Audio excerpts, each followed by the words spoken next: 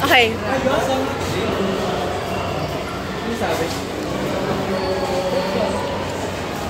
Hello po. So, hello po. Edit ko na lang. Hello po. So, this is my presentation po para sa intro to Philo. Pahingin yung ano news. Now lang. May gusto kayo sa Zumba. Warm up. Ang tagal. Ulit. Take 3. Hello po.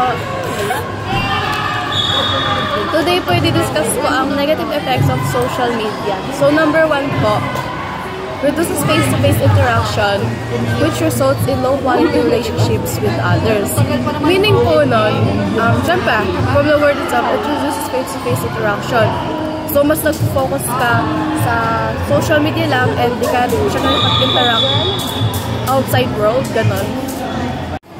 So, ngayon po, i-discuss ko ang negative effects of social media. Sabi ko sa ngayon, yung mukha mo baliktad. Ngayon po, i-discuss ko ang negative effects of social media. Number 1, reduces face-to-face interactions which results in low-quality relationships with others. From the word itself, reduces face-to-face interactions. So, less real-life connections and like, nagpo-focus tayo mismo sa social media, doon tayo nakipag-interact imbes na sa outside world na with no phones na talagang na-feel mo yung connection mo sa isang tao na kausap mo.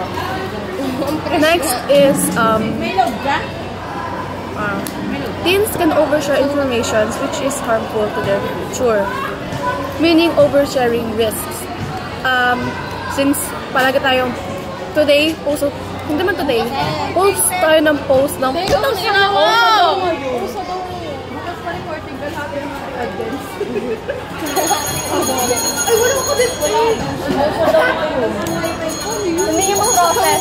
Hindi mo process. Tara, dali, cervix tayo. Mamaya ka ng video sa bahay niyo. Magbibidyo pa ba? Oo, pero huwag mo na. Magbibidyo ka ba? Tapos naka-epal ako? Oo. Oo. Ayan kay Mama din.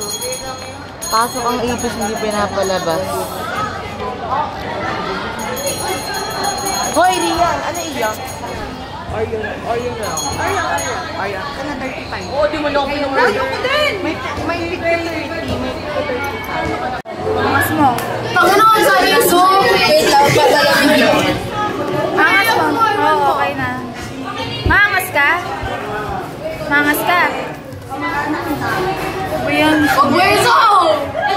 Angas mo. Huwag yung Zoom!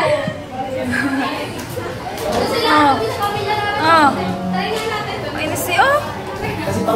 Si Mami taga-ano kayo? Hamsin. Kasi ito may nakani. May ba tayo pupunta doon? Hindi tayo. One. Ano oras na? 12:50. Sorry. Hinanap yung ano. Pali ka na! Ano kayo mo?